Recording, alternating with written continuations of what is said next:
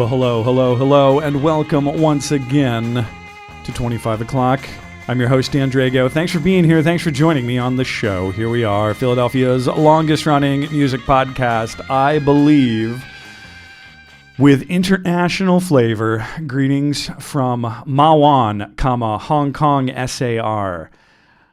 We're here. I'm watching a ship go by right now, actually. I know, that sounds very Otis Redding right there, but from my loft, from my roost here in the tiny second bedroom of my apartment in Hong Kong, I got a pretty decent view of the water, and I get to watch these big container ships go by periodically, and it's not old yet. At some point, maybe it will get old, but it's not old at all. Anyway, welcome to the show with a stream of consciousness of what I'm looking at right now. Welcome to the show. Great show this time. I did this one. I did the interview virtually. I utilized the tools. I utilized the technology at our disposal. And I talked to Andrew Harris from the band The Naked Sun. He's been on before. Got a new record coming out. I've known Drew for a real long time. We talk about that a little bit, but yeah, it was great to talk to him. It was evening for him. It was morning for me. It was great. It was great to reconnect. I find that I like doing the interviews. I never didn't like doing the interviews, but I find now that I'm kind of jumping back in and doing them again that it's good for me to do that, to feel connected. Anyway. Glad to talk to Drew. We'll talk more about Drew and The Naked Sun in just a moment. But as always, check out the website. Check out 25o'clockpod.com if you're new to the show, old to the show, medium to the show. Everything's there. You can download all the episodes, anything you want to hear going back over 10 years. You can sign up for our email list. I like to send an email. I did not send one out last time because I don't know why. So if you like semi-regular emails from a podcast about Philadelphia music, hey, sign up for the mailing list for 25 o'clock. And of course, you check out the Friends and Neighbors page. I link anyone and everyone who's ever been on the show. So like this episode, maybe you're not super familiar with The Naked Sun. That's fine. Hey, anytime, there is no late to the party because the party never ends. But you go to the Friends and Neighbors page, click on the episode link. It's going to take you right to The Naked Sun's website. You're going to find out how to get their music when they're playing, how to sign up for their mailing list. So that's what I want to do. I want to connect you all with the bands and artists that you like. So you can do all that, 25o'clockpod.com. Yes. I hope you all enjoyed the wrap-up episode from last time, right at the end of the year. I got some good feedback on that. People seem to enjoy it. We had some of my picks for songs that I really liked from Philadelphia in 2025. And we had some great picks from John Batiste, Phil from that.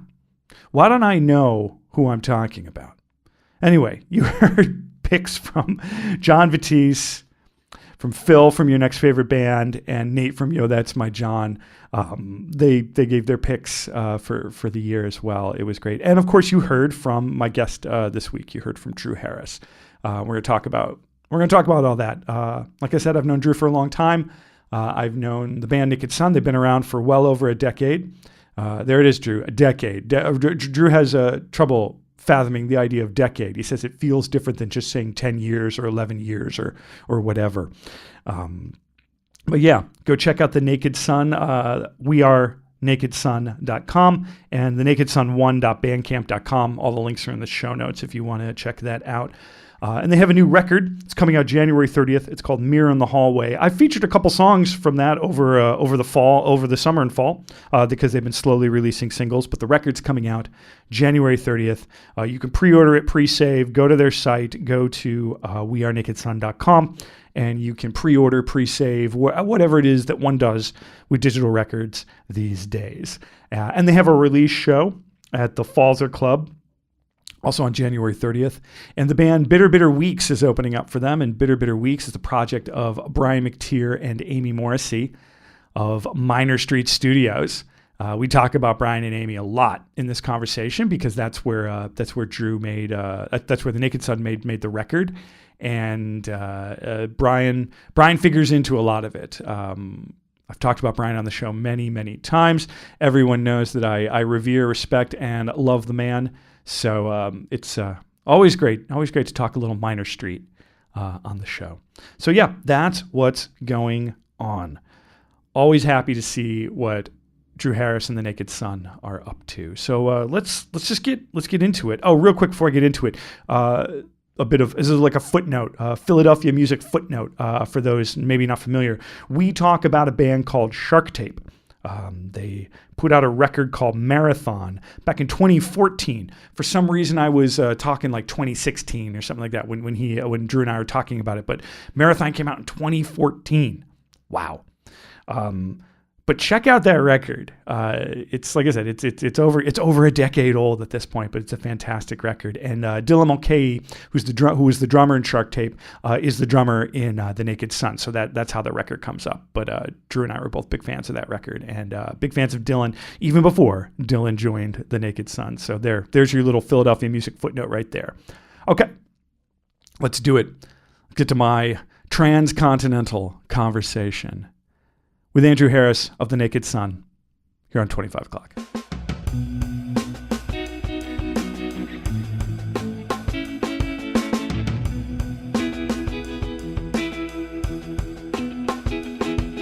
Yeah, we sat in your basement a few times. I had you live too. You did a bridge set. Yeah, we did the podcast festival. That was like 2015. That was a long time ago. I had to go through. I am glad that I sort of keep decent notes throughout the years, because obviously, like the last time we talked, you had a full episode back in 2018, and I was looking and I was like, I swear I had him on before. Yeah, I've known you since like 2011, so it's like pretty much. Yeah, that's when we started playing softball. Yeah, I was about to say, I was like you. I met you because you were the ringer on my wife's art school's softball team.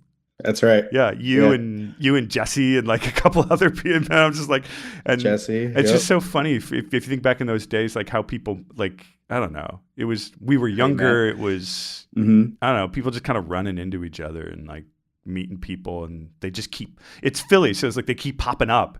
And then like I remember I met you and they're like, Drew's in a band, and I was just like, yeah, everyone's in a band. It was kind of like, because I was in a band too, and I was like, yeah, whatever. But then like I remember hearing you guys, I was like, oh, he's in a good band. I remember playing softball with that. We played for a while. It's up until the pandemic with that same team. Joey, do you remember Joey and Johanna? Yeah. We needed a player. We were short or whatever, and they brought Mike Vasilkos to play. I was like, dude, I know that. I know you. I didn't even tell him that I was in a band or anything. I was like, I'm real like kind of weird about that. Like, I don't want to see, I don't know, phony or whatever. No, it's because everyone's coming out of the woodwork to be like, yeah, that's funny. Mike is the kind of guy though, like from what I know about, like, he actually absolutely kind of wants to talk about your band with you. Like he's into he loves it. He loves it. Yeah, it was like the second or third game and someone was like, Drew's in a band, and he's like, oh, what? And like he actually like heard of us and everything, and he's like, oh my god, why didn't you say anything? I was like, Mike's pretty tapped in, man. Like he's tapped into a lot of local bands, and you would be surprised with them over there. Like they pay a lot of attention to that stuff. And if you had opened for someone that like he had gone to see, like he remembers that stuff. Him, Bruce too. Like they these guys like who, and John and all them, like they have these like encyclopedic photographic memories of like every band they've ever seen. And I'm like that too sometimes, and I imagine you are to a point where like you like I'll remember bands I've seen 15 years ago, who opened for some band, and I'm like, it's amazing I can pull that stuff out, but then like I can't remember where I put the keys, but but we last talked in like 2018, and that was At War with Shadows, right?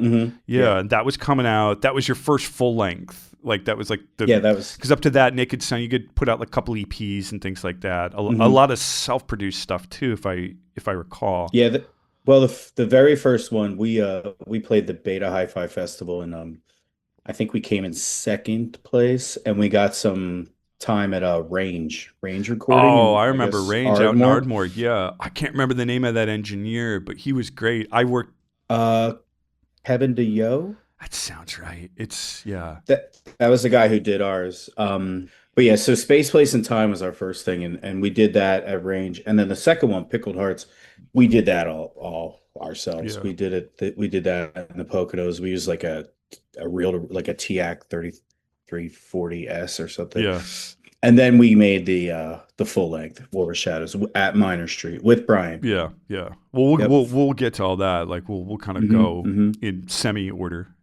as much order as we go in on this show.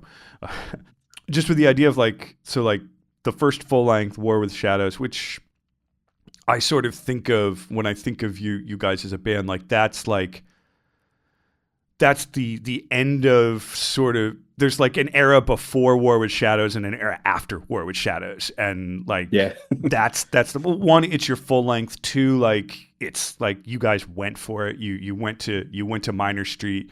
You worked with Brian and Amy, and you made a recording that was both very you guys at the time, but also very you could hear like, all right, they went to a proper place and did this, like Mhm.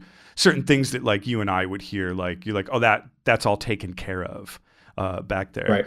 Throughout all that time, because that was 7, gosh, almost 8 years ago. Mhm. What you guys have changed. It seems like every record you had a different lineup change. Every record there was like a new sort of. I'd be like, okay, this is how the band exists right now. But amidst all that difference, like, what have been some things that have been like really constant for you guys, even from the beginning, or even from when you started working with Minor Street? I guess the biggest, most obvious is like Tim Campbell and I. We're still,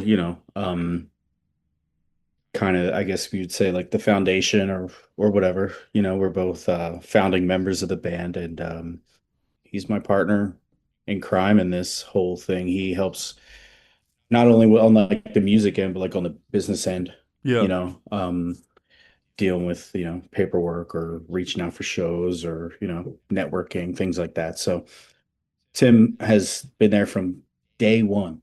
That's super constant.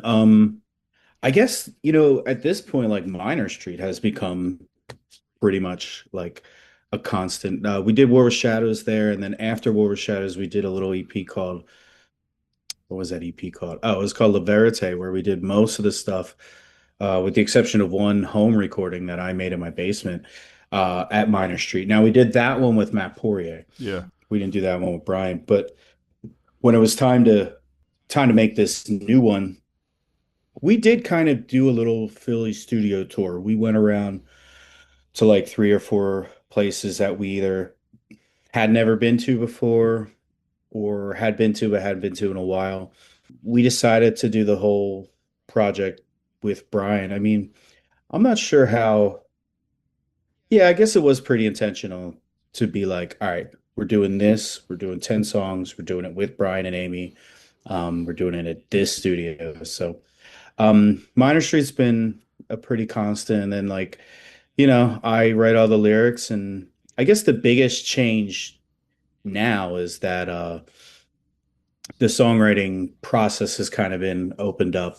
Everyone's kind of contributing. yeah. We contributed in a lot of different ways, but yeah, I mean, Tim's been my guy from the beginning, and so yeah, everything else has kind of changed around us, but the two of us have been, pretty solid. Funny thing, the Tom Tussler, who's Hmm. playing bass on this record, he's our original bass I player. was about to say, I recognized the name. I was Yeah. like, I've played when we used to play together way back in the day, Hmm. like 2012 and stuff like that. I remember Tom. Yeah. I remember Tom at the time.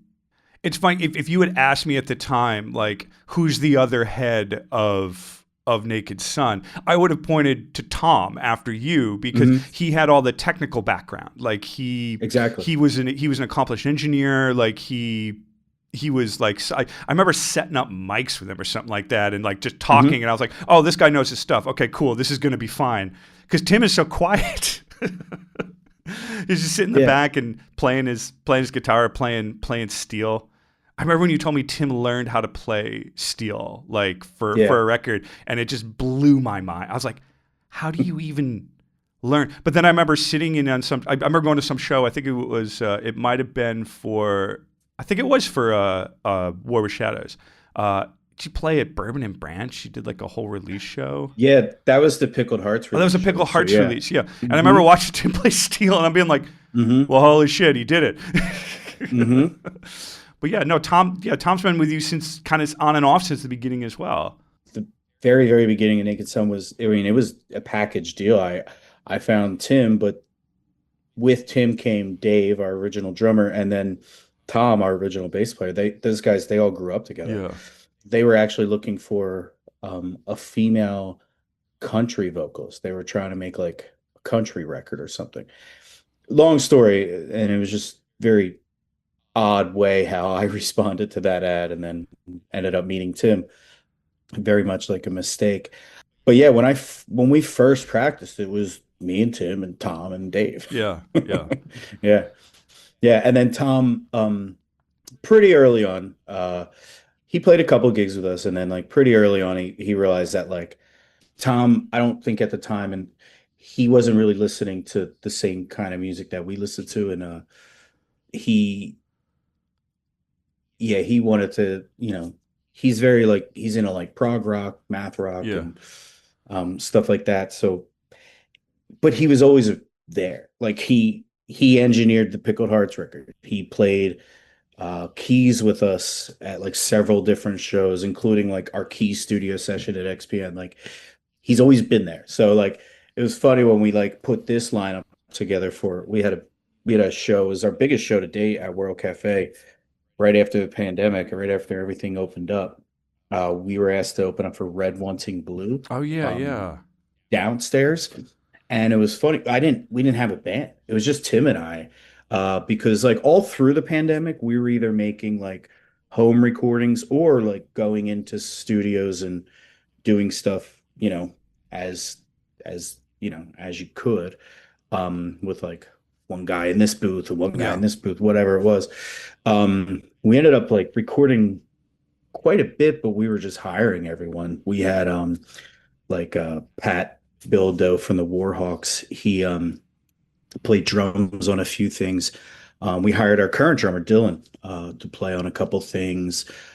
Tim was handling a lot of the bass because Tim's actually a really good bass player. And then yeah, I was doing like all the guitar and vocal stuff, and we were just kind of like, okay, like this is good, we can do this. Yeah, then we needed a band all of a sudden. We were like, oh shit, we need a band.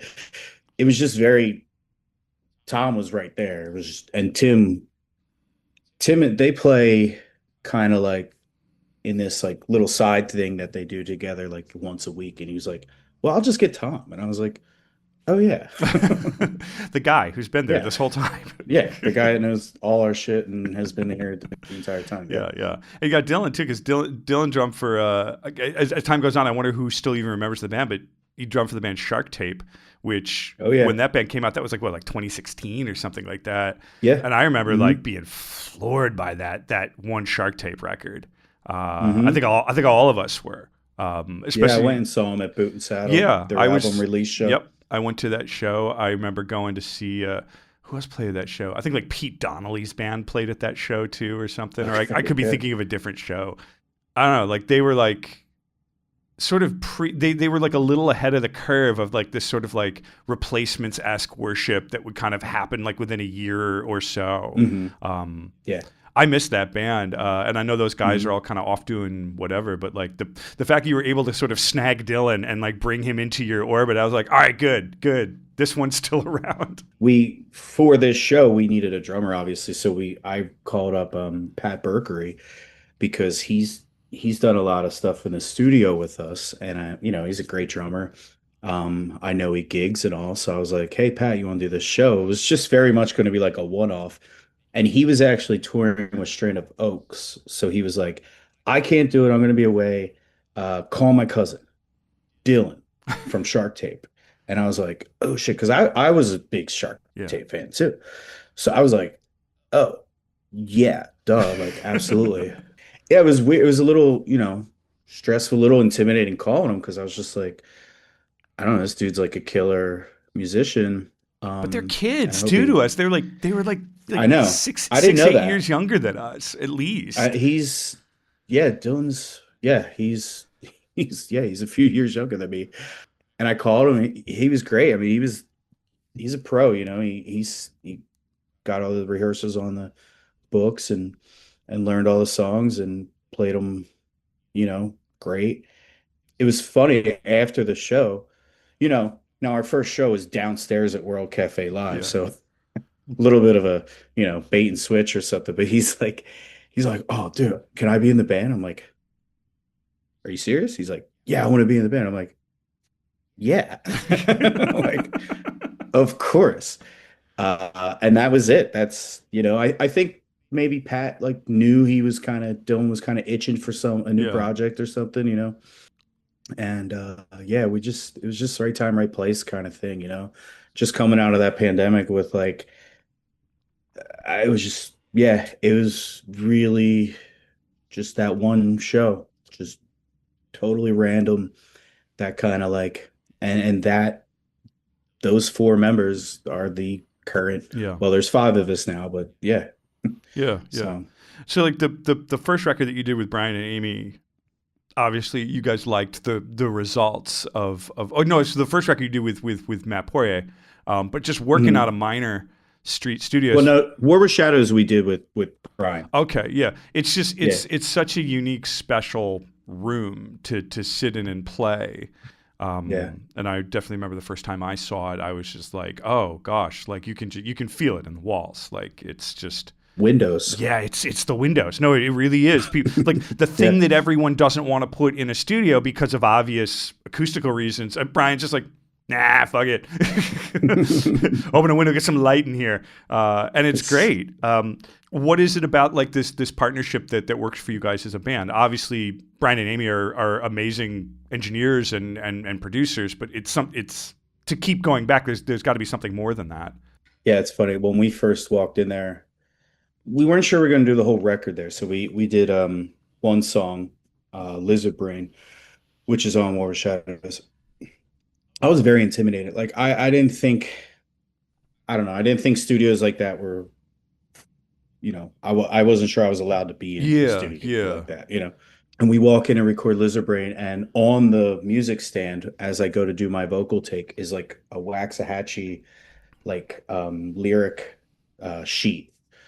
I'm like, "Bri, what's this?" He's like, "Oh yeah, they were in here last night." And I yeah. was It's just the like, last person that was in there, and there's Allison's yeah, lyrics right there, and you're just like, exactly. Like just sitting there on the music stand. I'm pretty sure I took them. And I was like, that certainly didn't help your intimidation thing though. You're just no, like, oh god. no, no. It was uh that first album was like, it was just, I learned a lot and just, vibed with Brian, and we share a love of Phillies baseball and pizza. Yeah, So we started to go to games together. So like I have season tickets. I would take him and Amy to games with my wife Hannah, and then to repay us, they would take us to like, get pizza. So we just kind of developed like this friendship over the years. Like actually Brian was texting me earlier today. He was asking me, if I knew anyone that could help him translate for a session he had coming up. Yeah, it just kind of like grew into this thing where we're like talking about things that like aren't music. Um, but I think like the thing that Brian does for us, that is very rare. I mean, he always goes the extra mile. So like we'll be there all day recording, and then we'll call it a night at like 8:30, 9 o'clock. I'll get home. I'll have text messages from Brian like, "What about this? What about this?" Before we do a song, he's like, "All right, well, I like the lyrics. Lyrics make me think of this."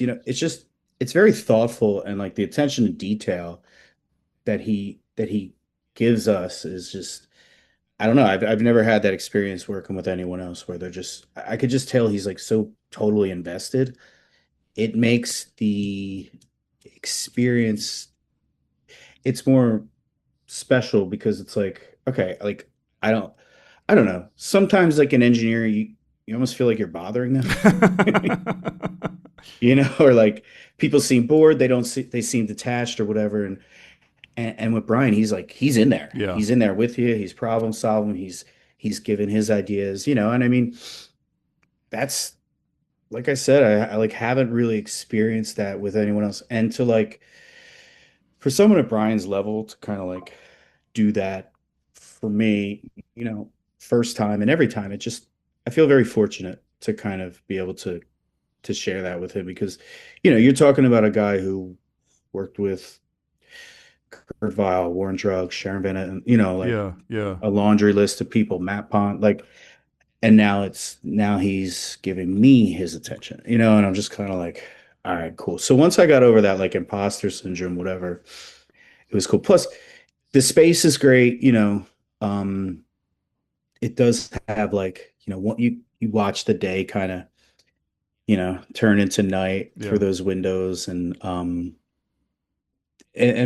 Brian has a million stories, Yeah.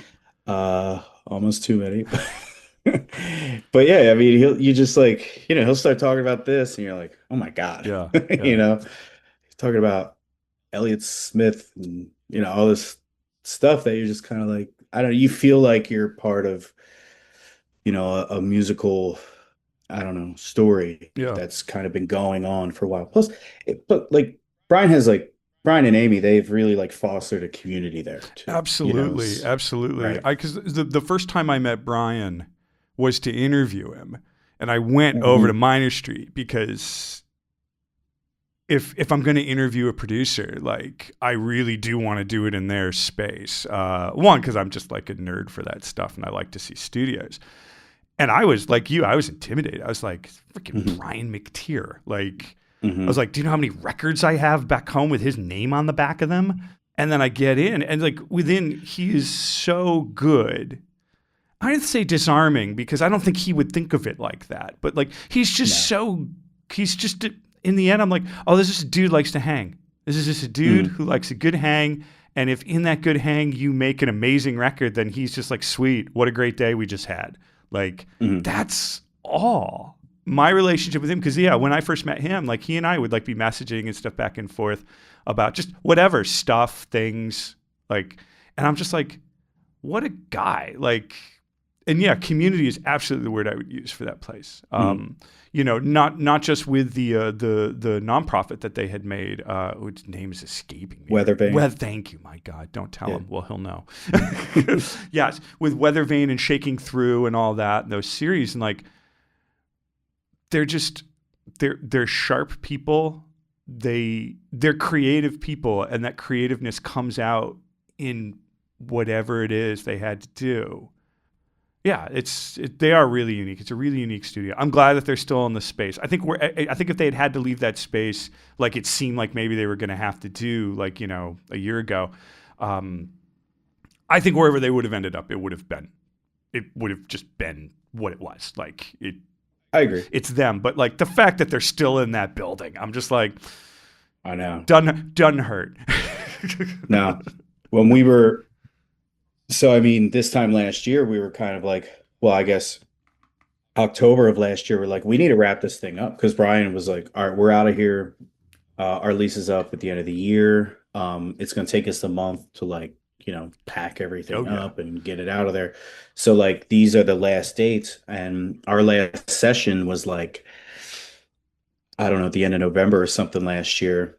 And we weren't done. We still had more work to do. And we were just kind of like, man, really wanted to finish this here. But then as the year went on, he's like, all right, we're going to be here till March. All right, we're going to be yeah, till, and then it just kept going on. And now I'm just like, okay, well, I guess you're here. yeah. So there's a lot of, behind the scenes stuff going Yeah, on there. yeah. But yeah, it's I'm really unfortunately cool. privy to a little of that too, but it Yeah. doesn't matter. In the end, No. they got they got to stay in this space that they really, really made their own. And so many bands have gone through there. Like you guys have Hmm. done whole records, but even people who want to go through just for a day. They just want to do a song. Hmm. And like that was kind of their thing in the last year. They're like, if you ever wanted to have a day here, get in here. And that was great because I know that they worked with so many people in that year, people they would not have worked with, or they got to reconnect with people that they hadn't seen in a long time. Um, those Betalina records that he made out of there Hmm. are Yeah. phenomenal. Like Hmm. whenever I can't decide what to listen to, like I'll put on like I have this little playlist of like stuff that various Philly studio people have worked on, like Philly bands or non-Philly bands, just and I'll put that list on. I'm like, I don't know what to listen to, so I'll listen to it. And inevitably, I have like two Betalina records on there, so Betalina comes up, and I'm just like, oh, this is great. Why wasn't I already listening to this? Yeah, I asked him if Betalina could open this show, our album release show. We had kind of like talked about. He was always showing us Betalina stuff in the studio, um, and like Charlie Hall's on those records and Robbie from War on yeah, Drugs on those records, and I was just like, dude, wouldn't it be cool like a Betalina show? Like, I know you say like it'd be hard, but just like one show, you guys just do like one show. And I know he thought about it, but yeah, I think it would be like a logistical nightmare exactly. Yeah, trying to make that happen. Because the main guy, the songwriter, he lives all the way up in like upstate New York, I think. And yeah, then like Robbie and Charlie are always on tour yeah, and stuff like that. So, but anyway, he gave us, bitter, bitter weeks. That's awesome. I'm like yeah, stoked yeah, that yeah. they're going to open for us. It was very cool. Well, we just talk a little bit about like sort of like Mirror in the Hallway. It took you guys like 3 years to make the record, Yeah. and look when things take long, especially at our like at the level that you guys kind of work at, there could be a million reasons why they have like nothing to do with is like the music and everything to Hmm. do with just it's life. Someone gets married, someone has kids, someone's getting a degree. It's like all these things can happen. So Hmm. because you were like kind of putting these songs out a little at a time, and I remember thinking to myself, I'm like, well, this is how it goes. Hmm. And then when you kind of told me everything that had been going on, I was like, oh, I didn't know that. And I like the way that you referred to it to me to sort of hit me to what was going on, and I'll kind of keep on that spirit. Like, there's no need for names or like no one needs to know. But Hmm. you had a member of the band who left abruptly, like as you said in an email to me, like their fingerprints were all over everything. Like it was very much, and that had to have been a very, I mean, aside from the initial shock of just losing a member suddenly for whatever reason, you're like at that point, what, like 2 years into a record, like So that happened in like August of last year. So we were, you know, you were in the home stretch. s- we were pretty much, yeah, we were like, all right, we need to find two more songs and record them, and that's it. And then this album's over. Yeah, it was pretty, it was tough. There was a lot of conversations and things like that. I think though, I think things happen for a reason, usually, and this definitely happened for a reason. There was a moment, kind of mixing stuff where we're just like, I don't know, we couldn't really get it right. It had nothing to do with like levels or how things were mic'd or anything. It was just like styles just Yeah. were kind of like button up against each other. And then it was we had a moment last year where we listened to a song, um, without uh without the member, and we were just kind of like, actually, it was Make Believe. We listened to Make Believe without like a lot of the lead guitar stuff going on, and we were like, boom, this is it. Like we labored over that mix for a while. We're like, all right, maybe it's the bass, is it the snare sound, is it this? As soon as the lead was taken off, we're like, there it is. There's the song. There's the song we wanted. And that was kind of like a light bulb moment. We were like, okay, actually, this is good. So we went in, probably literally this day last year. Tim went in and retracked a ton of guitars on songs like Witches and Broken Spectre, and a lot of the songs that we were like really having a hard time figuring out. Like, this was the first record where we would track something and then like 6 months later retrack it, and then 6 months later track it again.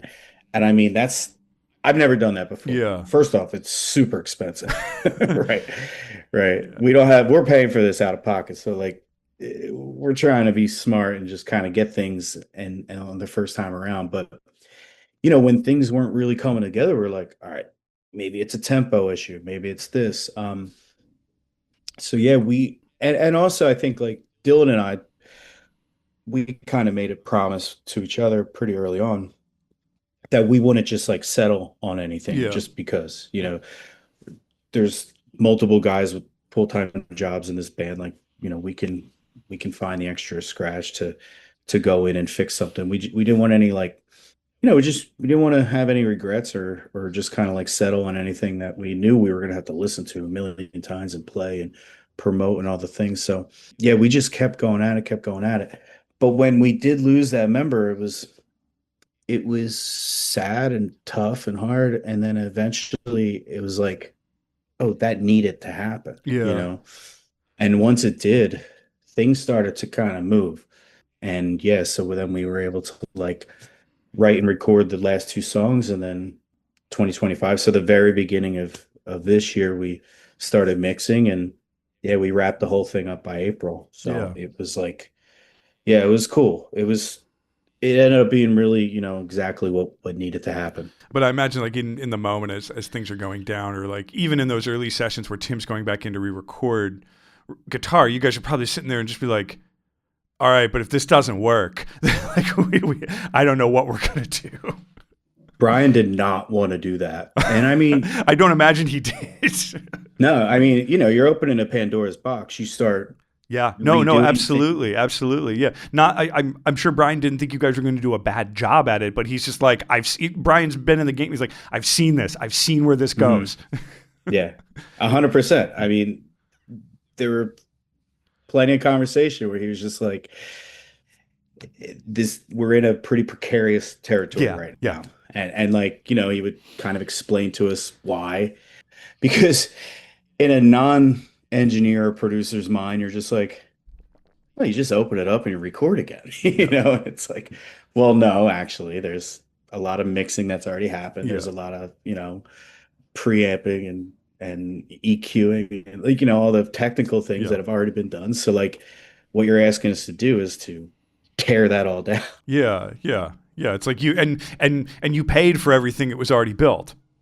Mhm. So like, yeah, I mean, and some people be like, look, I'm happy to take your money two, three, four times, but in the end, all I'm doing is taking your money. And Brian is a not just only a great producer, he's a good human being. Where he's like, you guys don't have a record label funding this, like, so every time you want to go in and do this, yeah, I think there's probably part of him was trying to like save you guys, just like, don't do it. No, he absolutely was. He and absolutely Amy too. We'll just kind of like, guys, it's actually good. Like, Yeah, we get in our own heads about things, and one thing might sound off, and then leads to oh yeah. thinking that everything sounds bad or whatever. I used to in mix. I've told this story before. In mix sessions, especially with the way home, we would sit there at Sign and we would listen to mix downs, and I would make notes. I'd have a legal pad in front of me, just writing the Hmm. whole time, not talking to anybody, just writing, writing, writing. And what I was writing down was everything that caught my interest, good or bad, usually bad at that point. And then I would take that list, I would fold it up, I would put it away, and a week later I would come back and listen to the same mix, and I would start crossing things off because, like, oh, it doesn't matter, it doesn't matter, it doesn't matter. And I found that was my process. Was anything that I didn't give a crap about a week later, that was fine because like I wrote down 20 things and there were two things left at the second week. And those two things, I'm like, okay, I'll fight for these two things right here. Everything Right. else, Right. I don't care. If someone agreed with you, then Hmm. that was great. But if not, didn't matter.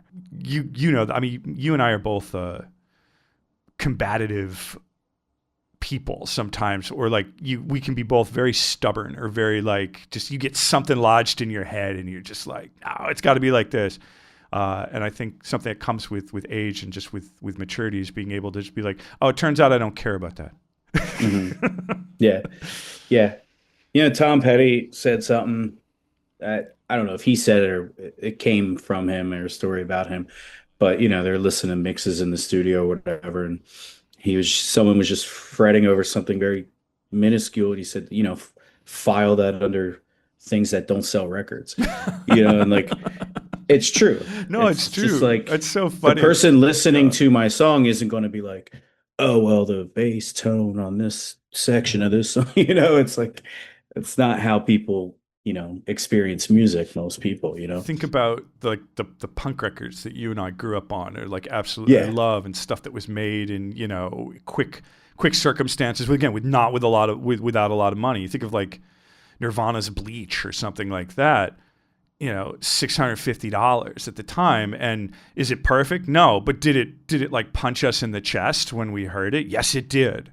It has right. nothing. It has nothing to do with like where the kick drum is EQ'd in the band, and everything to do with material and just what something sounds like as a whole. I love that. File that under things that don't sell records. I'm going to use that. That's great. That's Yeah, even if it's not a Tom Petty saying, I think it should be. yeah. Yeah.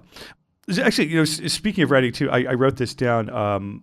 You said this to me the last time that I had you on the show in 2018, and for some reason I've remembered it like almost verbatim, the version I've remembered, I think it is verbatim. But you said to me, we were talking about writing, and you Mhm. said that you're always writing something down so that in the end, when it comes time, when it's songwriting time, you're not starting from scratch. You don't have to like come up with, okay, what's this song going to be about? Because you've been writing all week or all month in like little bits. So when you sit down, you have things to piece together. And something I've always remembered, I probably repeated it on this show to other people when we're talking about songwriting. Do you still work like that? For sure. I would say there's probably a handful of songs on this record that like Mirror in the Hallway, the title track. I sat down and wrote that. Interesting enough, do you know Steve Paponi Yeah. from Gradwell? Yeah, Yes. yeah, yeah. So when Steve passed a couple years ago, we had worked with Steve. He was the first person that ever recorded me in high school. That song just came out. And so there's those moments. And then there's other songs. There's a song on the record called Mountain People where I had months, little lines here, and like literally had to sit down. I was actually at the pharmacy. I see The picture over my shoulder. the picture behind you, and I saw a show at the pharmacy. I went home and I watched this documentary on PBS. It's called Mountain People. It's about like the Appalachian people. It was done in like the 70s or something like that.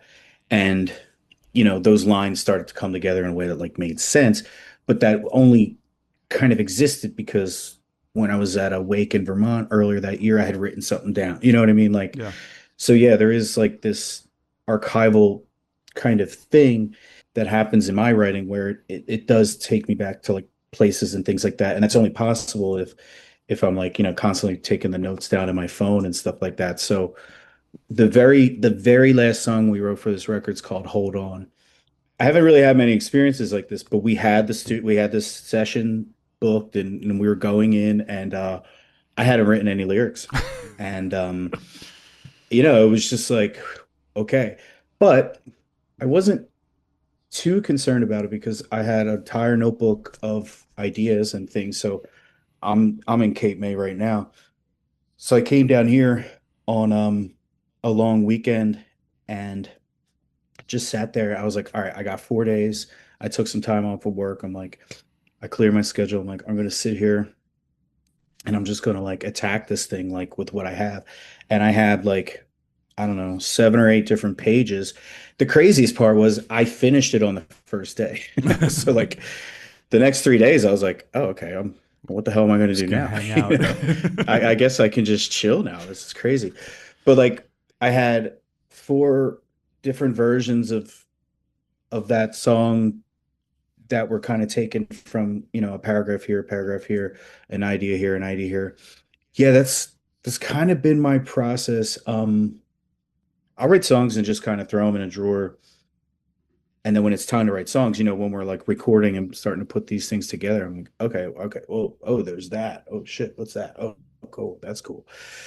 So it really is like it's an ongoing process. I'm the type of songwriter where it's a record of like my life, my thoughts, the things that I'm doing.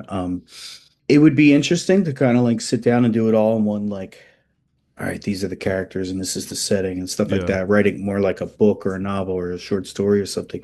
Maybe, but for me, for me right now, it's been much more of like a journaling um kind of experience. And then too, I mean, there is the discipline too. There was do you know the book, what's it called? How to Write Great Songs, I believe. Oh no, it's who wrote it? It's a teacher at Berkeley. Oh, okay. Um and Gillian Welch does like the she does like the foreword. Let's see. I'm writing it down right now because I'm Yeah, always yeah, well. yeah, yeah. I'm reading Tweedy's autobiography right now. I'd read his book. I'd read both his books on songwriting. Um, Both or one, I can't remember. I read the one, uh, and so like I've got it back in my head because the stuff he wrote in that book is like it's like so slap your forehead simple. You're just like, Mhm. oh yeah, just pull things and opposites and stuff like that. Just like you've taught English and literature for most of your Right. career. Just when you're teaching poetry, you're just like, Mhm. yeah, here's your similes, here's your metaphors, here's your opposites, here's your similarities. Like this is the basis. These are the building blocks of poetry. But what's the book called? It's just, How to Write Great Songs. No, it's called Writing Better Lyrics by Pat Pattinson. Writing better lyrics. Okay, I Yeah. gotta go look that up. It's great. I mean, and I've heard a lot of people kind of like reference this book, Gillian Welch, David Wrongs, they're both in the foreword. Yeah. A lot of the book are really just like exercises, Hmm. so there's just a lot of different like writing exercises. And then, just just like Tweedy's book, because I read that book too, How to Write One Good Yeah, How Song to or Write whatever, One How to Song. Write One Song. Yeah. Yeah. And that book is very similar too. It's like, he's saying like, here's an idea. He talks about what is it? He takes like the last line, the last word of poems or Yeah. something, right? And writes them down. So yeah, I mean, that kind of stuff is really important to kind of just like play with language. I think too, like you mentioned teaching teaching writing and stuff. I gotta say, I think I've written some of my best stuff when I'm teaching writing Yeah. because I'll spend like an entire day like explaining to a student like why this works and why this is important or why this metaphor is cool or whatever. And it really just kind of, it jars some of my own good words loose. I think But Spoon yeah, Spoon called that your finer feelings. okay. Yeah. There's a lyric in a Spoon song where he says, and all Uh-huh. he's talking. He says, I was sleeping in the driver's seat when the right words just came to me, and all my finer feelings came out." Mm, Which is from the mm, song "Finer Feelings," which is one of my favorite Spoon songs of all time. He so carefully in like those two lines, like just encapsulated writing right there. It's just like, yep, you're mhm. sitting, you're sleeping, you're not even paying attention, and Yeah. then it's just there. But I will, and in fact, I've done this for you. I will bring the thing that you said to me 7 years ago Mhm. back into that. I'm like, but you're not gonna be able to do anything if you haven't either been working that muscle or at least have a little bag of tricks to pull out of. Otherwise, it's Right. very, very hard. People can do it. I know some people who write like in one session, like if they can't do it in one go, then it's just not going to be a song. Matt from Hurry does that. He'll Okay. sit down and he'll write the whole song right there. Hmm. And in his mind, he says, if I can't do it there, he's like, it's probably not going to be a Hurry song. Wow. That works for him though, because look at all the records those guys have made and how great That's those cool. records are. That sounds terrifying to me. Yeah. Well, it's the idea of then like being if it's not clicking on this go, then like all right, just when we go to do this again, we're starting over. And some people can do Right. that. I can't. I have a bunch of notes in my phone too. And since Yeah. moving here, a lot of time of sitting on buses and trains and Mm. ferries too. It's a very very Fairies. very water based area here. I tried to do this thing. I don't know if you try and do it too in your life, where like I was going to stop using my phone as a distraction. Like I took all the games off my phone. If you're going to use your phone, I said to myself, like, if you're Right. going to, like, you're either going to listen to something enriching, music, a good podcast, like not a yammering podcast, but like a good podcast, or you're going to listen to a book, Or I'm like, if you're going to scroll around on your phone, I'm like, you're going to engage with things that are, the term I used for myself was enriching. I don't know what that means, and it changes constantly, but like, because I really went through this period, and it's something I noticed here in Hong Kong, is a real sidetrack, but like, people walking around. Tell me if this is happening in the States too. Maybe I didn't notice it until I got here. People literally walking around with the damn thing in front of them, just staring at it and walking. Now, maybe it's because we walk more in an urban area here. I think the comment I made once when my wife said, like, why does everyone do that? I said, oh, they do it at home. They're just doing it in their cars, which is, more terrifying. The worst thing that happens here is someone runs into you, bumps into you. Here, you run 2 tons of steel into somebody. It happened yesterday because we were walking down the street and this person was on their phone, like a younger person, and my wife refused to get out of the way. Oh, I do that too. Tell Hannah that is my first reaction as well. When I first got here, it was like playing chicken. Right. And my wife takes me aside, she's like, you really can't do that. Yeah. You can't do that here. And I'm just like, okay. But like, and now, and so what happened to me then is like, because I was really having it, like the first month I was here, I was having a really hard time with it. I was like, what the fuck is happening with these people? They're zombies. Yeah. Right. And then I'm like, well, what are they looking at? And I'm thinking like, all right, if you're looking at a map, I'll do that too, especially in a new place. Like I'm staring at a map or I'm staring at something that's telling me like, all right, go here.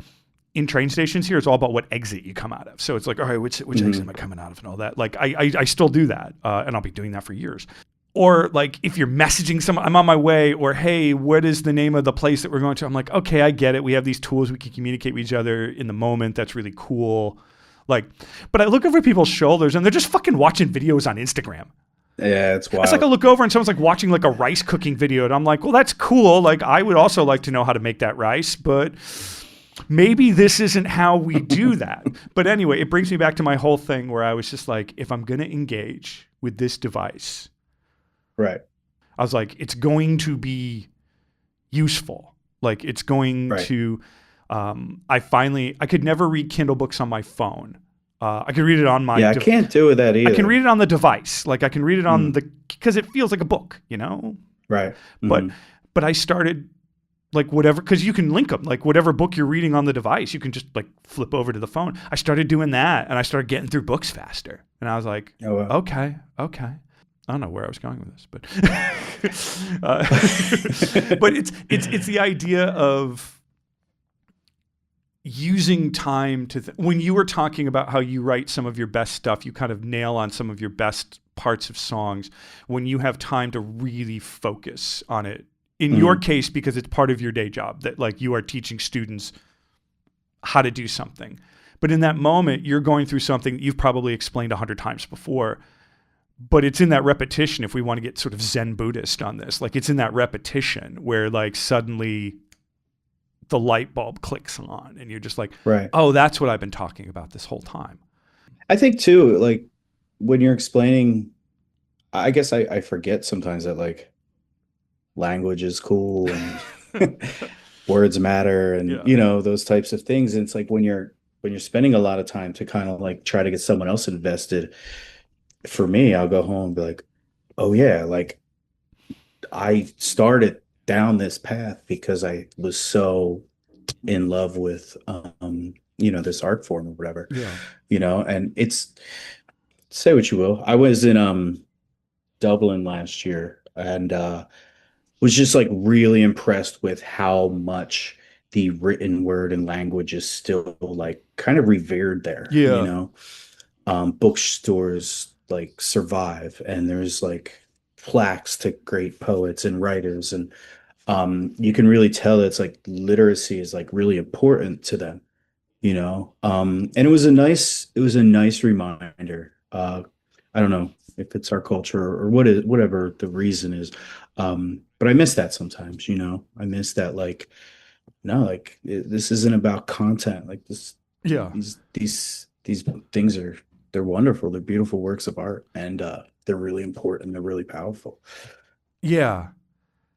Like a good English language bookshop in Hong Kong right now is like, that's like a little oasis right there. And it's not like, because there's a good number of them too. But like you would take it for granted back home, maybe to a Hmm. point. And I'm sure I did too, even though like I'm a book guy and you're a book guy and we're reading people, even when we don't have time, like we're still Hmm. figuring out ways to have time. Um, yeah, and that's why I got into songwriting, and that's why I, went to school for literature just like you did. And it's because I was like, Hmm. there's something in here. It's not just the words. And when I teach, I teach a little bit of what we call ESL, what they call NET here, native English native English language teaching.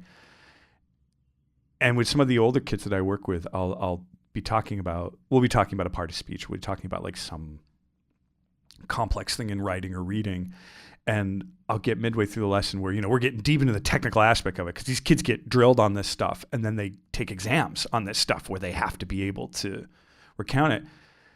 And I'll have a moment I'm like, but it's also cool. Like this is kind of where I am. Yeah. I'm like, it doesn't matter. Like, yes, you've memorized it, you understand the function, you understand its structure and all that. But I'm like, but isn't that cool? Is what I have to keep pointing out to them. Hmm. Like I think one out of every many like kind of perks up and goes, oh yeah, I do think that's cool because like Right. yeah, because when you teach it too, like you can get stuck in the rote of like mechanics and syntax and all that, Hmm. and that's all very important. I don't think you can write well if you don't understand those things. But it's like music, you can learn your scales backwards and forwards, and then it's kind of important that you sort of forget how to do that. Right. Yeah. Hmm. What are things right now with you guys as a band, or just as you right now, like things going on in the Philly community, music or otherwise, that have been like really inspiring to you guys as a band, or just as writers and musicians? One thing like I'm pretty stoked on right now is we we have like a new studio space. We're up at Surreal Sound Oh, up Studios. in You know Port where that is? Richmond. Yeah, it's like Frankfurt and Castor. Yep. I Um, used to rehearse out of there back in like a long time ago. oh, I know that place has been there forever. We have a new space up there, and it's like a big room, really high ceilings. It's very this summer, my wife and I went there. We like went to IKEA and we bought lamps, and it's just really cozy. And it's just like it's a cool place to kind of just, I don't know, hang out and be creative. And it's there's something about that ritual, of like having to go somewhere. Yeah. And everyone kind of meets there, and then you talk about your day, and then you put the headphones on and you play, and it's really it's really cool. It's like it's really we're really fortunate to have that type of space, and to I'm fortunate that I met, or lunatics who are willing to also like, design their life around this Yeah. thing. And so that's like really inspiring. I feel like, I go to a lot of shows, and there's a lot to, experience in this city. I was at Solar Myth a couple weeks ago. We saw Dylan and I, we saw Nels Klein and Glenn Oh, from nice. Wilco. Yeah. They had like this pretty wild like avant-garde thing, and then I'll catch a show at the Met. We saw Wilco at the Met too, which was super inspiring. Just watching those guys like at that level. I mean, this what was it last week? War on Drugs was at Brenda's Yeah. with Doing Joe Walsh. Yeah, I saw that. You know, I get the news over here too. So like it's interesting to see that yeah, stuff pop up. I was like, really? Like my favorite thing. I that saw is this one great that's photo of it. It's like it's Adam and he's kind of looking at Joe and they're kind of playing each other. But I just look over their shoulder and there's Charlie just with this like look on his face, and I'm just like, I know yeah, that look from Charlie. Like Charlie's just like mhm, having a blast. yeah, Yeah, no, that was very cool. yeah. Yeah, and you guys are playing Falzer for your Hmm. release show. Do you have do you know Falzer? Have you been up to see shows? I played there solo Mm-hmm. back in October. It was cool. It was my first time being there. I had heard of this place. I had seen a bunch of videos. it very much is. I feel like it's like pretty connected to like the folk society and those folks, which we were members of the folk song society for a while. Not so much anymore, just because the kind of music that we're making now is not so much folky anymore. But yeah, I played a show there and I really loved I love the vibe. I love Ashana. She runs it.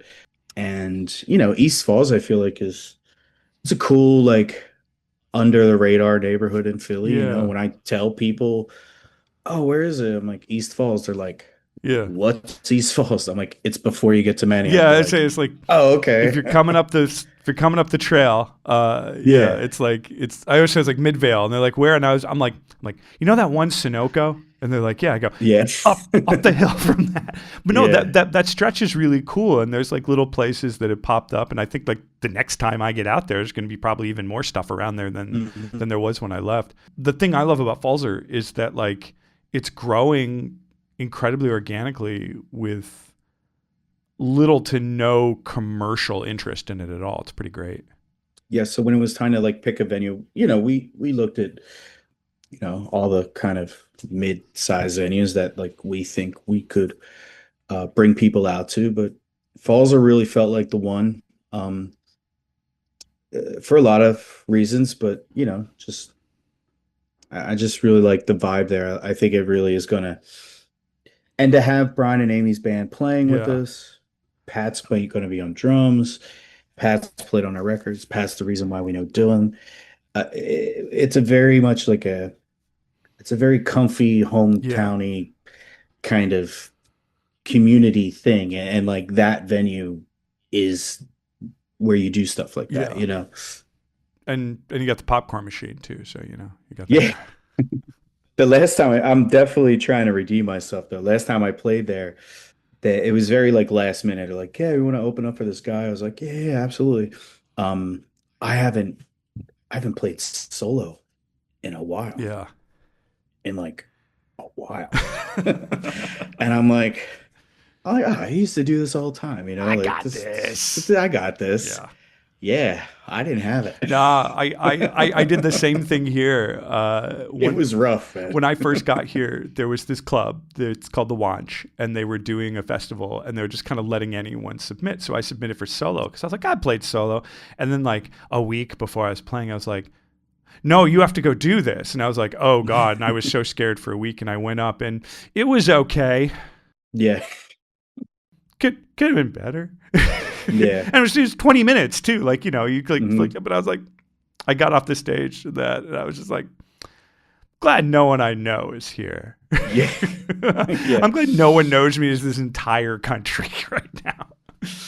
The other part of it was like, I need to redeem myself in this space. Mm-hmm. I need to bring the band back and show them what's I'm up. better. I'm better than that guy who thought he had it. It was like, nope, nope, nope, nope. It Oh is. my It's a whole God. other muscle, man, and you forget It about really it. is. And then the guy who like headlined and played after me, I mean, that's like what he does, Yeah. And I'm watching him and I'm just like, wow. It just Like, hammers it home. I was like, well, that was not good. mm-hmm. But it is. It's like you're a solo artist or you play in a band. They're like people that can do both. I mean, it's usually like the Tweedies of the world, but he's playing his band songs that everyone Yeah. knows. You know what I mean? It's like very few people are really going out there all alone with the guitar, whatever their instrument, and just playing. Like that's, man, it is tough. And I quickly remembered why I am in a band. This is why I don't do this. Hmm. That's Hmm. so funny. It's so funny. Yeah, yeah, yeah. Well, dude, this was great, man. I'm excited about the record. I've heard all of it at this point, and it's solid. Like I said when you and I were corresponding about this, I said like it's fun to watch these things happen with you guys because I marked them all as kind of like eras of the Naked Sun, Hmm. and each record is very much speaks to its time and place of how it was written, like what was going on, and then they get to exist in comparison with the other ones, and there'll be another record after this, and who Right. knows how that will manifest itself, or like kind of what. Hopefully you can keep mostly the same guys. It seems like at this point you've got it whittled down to like, all right, these are my ride or dies right here. Pretty much. Yeah, Yeah. yeah, No, definitely. No, it's cool. This record, um, it's, I don't want to say like, oh, it's the best record we've ever made or whatever, because, I really like a lot of the stuff we've done before, but there was a like a very special like sense of like care and craftsmanship that like kind of went into this one where, it was a lot of experience in the room, and it was a lot of listening and sharing ideas and stuff. And it shows up. It shows up. I listen to it every now. I mean, I've listened to it a million times, so I haven't kind of listened to it in a while. But I just listened to it recently on a cold day. I was like, wow, I haven't listened to this record like in the winter yet because we got the masters back in the spring. yeah, And I'm like, this is a winter record. So it's cool that it's coming out in January, and like, but yeah, we're just really proud of it. It's like you said, it marks a new era. This is an era of like, it's very democratic. Everyone's sharing ideas, and yeah, it's a really cool, accurate like portrait of like where we're at right now. yeah, And yeah, and I'm really excited because to play this thing beginning to end. I'm really stoked. We've never really done that with a record before, but like this one sounds best when you hear the whole thing yeah, from song one to song 10. So that's how we plan on playing this thing. With a little caveat, we on the record we start with Witches, and then there's like a 5 minute synth instrumental after the first song, yeah, which we actually flipped those. So we're gonna come out to the instrumental and then get into it. Yeah. Um, but yeah, I'm really stoked for it. I'm really excited to play these shows and just to share it with everyone. I think people are gonna like it. yeah, yeah. Well, I mean, you guys have built your group and people who look forward to this stuff over the years. It's the longer I see anyone do anything, the longer I do anything. I'm just like, it's really only after like 10 years that you really feel like you're getting anywhere with anything, Right. which is like impossible to fathom when you're first doing something. It's like, it's going to take 10 years and be like, yeah, sorry, Yeah. man. Like, it's like Mhm. talking to your younger self. You're just like, sorry, man, ain't no other way about it. Like, this is how you got to do it. And if you don't want to do it, you should probably stop now. God. Yeah. You said it. You were in one of your episodes, you were playing one of our new singles, like Make Believe or something, and you're like, yeah, these guys have been around for longer than a decade. I swear to God, I haven't like thought Yeah. about that. And you said that, and I was like, oh my God. Yeah. Just like decade and 10 years sound like different things, I mean, because like we And I was first like, played together in like 2012, 2011 or 2012 or mhm. something like that. Yeah, And that was the first EP. Yeah. yeah, yeah. And it's like, and I think to myself, it's fun. You just think of people you've known throughout the community and all that, and like people who haven't left.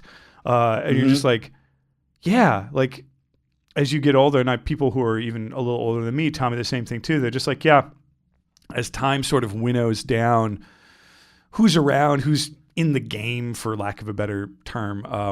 They're like, you look around and the people who are still there that you still interact with, it's like, it turns out they're your people. Like, Right. yeah, Yeah, this record was like,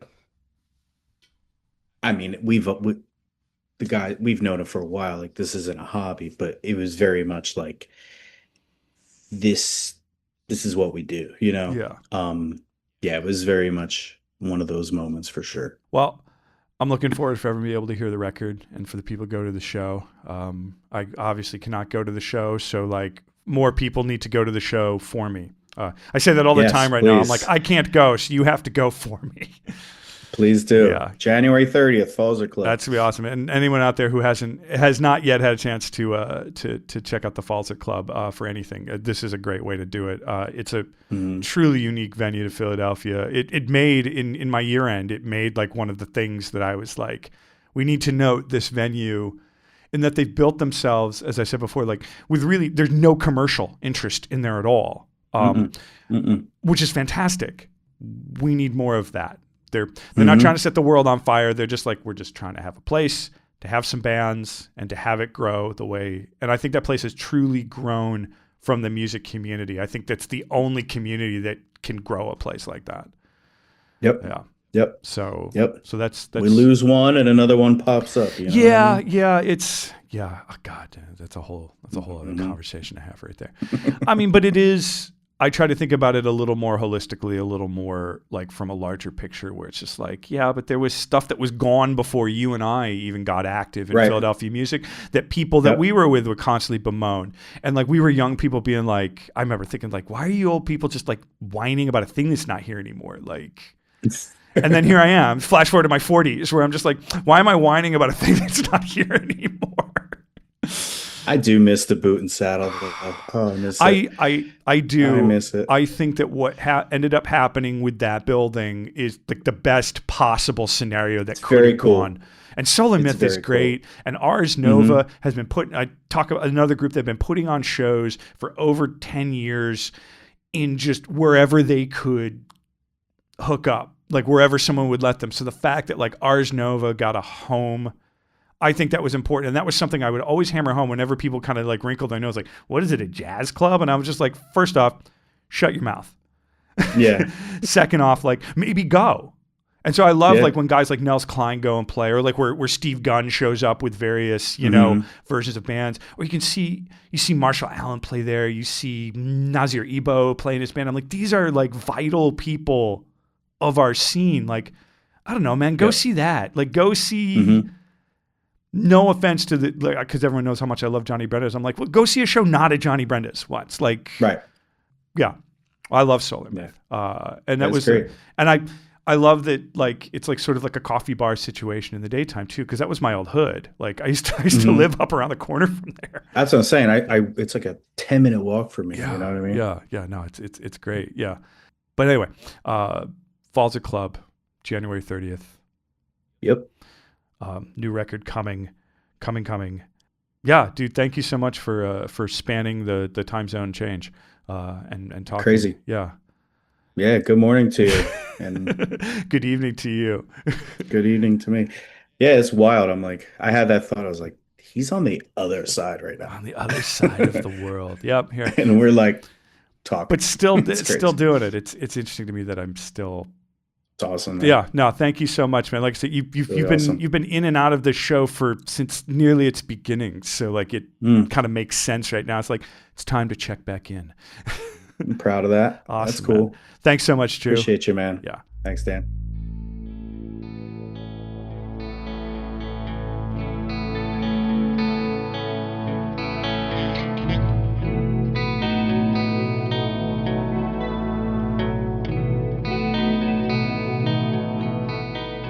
Well, that is the show. Thank you so much for listening. Thank you, Andrew Harris of The Naked Sun, for coming on the show, for talking. It was great. It was great to talk to Drew. I hadn't seen his face in a while, and I got to say, like even over a computer screen, even in a Zoom chat window or whatever, it still counts as interaction. It was good to talk to Drew. Good to see him. And yeah, the record is outstanding. Mirror in the Hallway comes out January 30th. You can go pre-order it and pre-save it at their website, wearenakedsun.com. All the links are in the show notes. Go check them out. And of course, if you're in the Philadelphia area, like I said in the show, and I was talking to him, I can't go, so you got to go for me. Do check out their release show at the Falzer Club, January 30th, with Bitter Bitter Weeks. Ticket links in the show notes as well. Bitter Bitter Weeks, that's a rare one for them. Brian and Amy don't step out to play much, so definitely go check that out as well. I'm going to leave you with a track from the Naked Sun's album Mirror in the Hallway. But before I do, I do get the same news out here that everyone else does. So I do have to say, R.I.P. Bobby Weir, Bob Weir of the Grateful Dead. Man, like one of the last of a group of guys, just an insanely influential and mold-breaking group. he will be missed. The music is there. There's so much music of the Grateful Dead out there, and it's there for anyone to find. But I don't know. It's the passage of time. It happens when your heroes, come from that long ago. It's only inevitable that they they go, that they leave us. But yeah, man, it's just got me thinking. Not morbidly or anything like that. Just got me thinking that music will always be there, and it'll be there to be found by people who were, never alive when any of those guys were alive, but it can still be there to be found. So yeah, R.I.P. Bob Weir, man. What a long strange trip it's been for you. Anyway, I'm gonna leave you with the title track from the Naked Sun's newest LP, Mirror in the Hallway. It's a really great one. Go check out the show at the Falzer Club. Go pre-save and pre-order the record. My name is Dan Drago. This is 25 O'Clock, Philadelphia's longest-running music podcast, I believe. Until next time, take care of yourselves.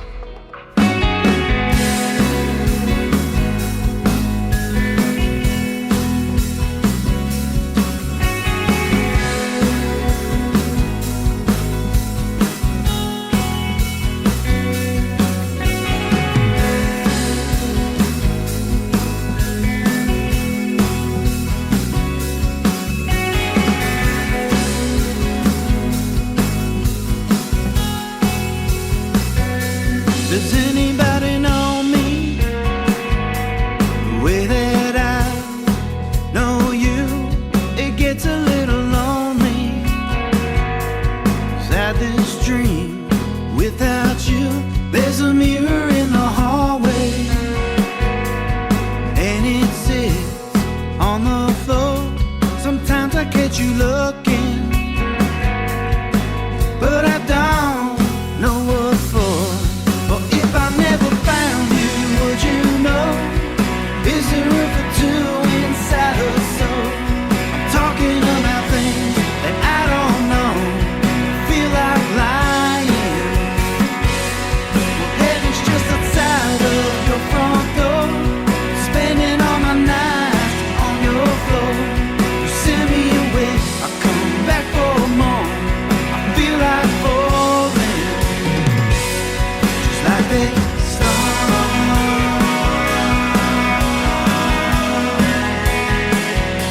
Just like that star.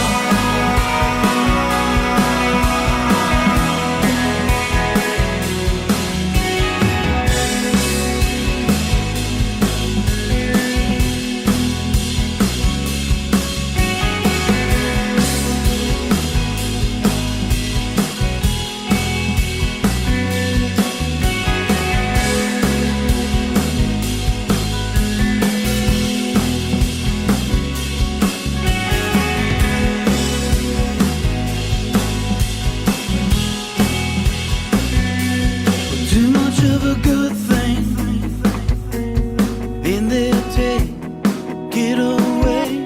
I never knew a good thing until today. There's a mirror in the hallway. Sometimes I sit, sometimes I stare, sometimes I see my reflection. Sometimes I'm not there. But if I never found you, would you know?